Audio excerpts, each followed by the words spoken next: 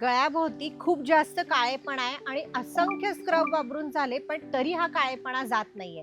तर नक्की ऐकून घ्या.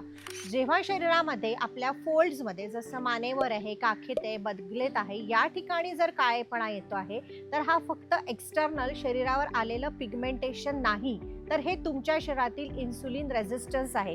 ज्यावेळेला शरीरामध्ये कार्बोहायड्रेट्स किंवा शुगरचं प्रमाण खूप जास्त असतं, त्यावेळेला शरीरामध्ये इन्सुलिन इम्बॅलन्स होऊन किंवा इन्सुलिन रेझिस्टन्स येऊन असा काळेपणा येतो. याला अॅकॅन्थोसिस नायग्रेकन्स म्हणतात आणि हे कुठल्याही स्क्रबनी कधीही जाणार नाही. यासाठी तुम्हाला तुमच्या शुगर लेवल्स कंट्रोल करायला हव्या.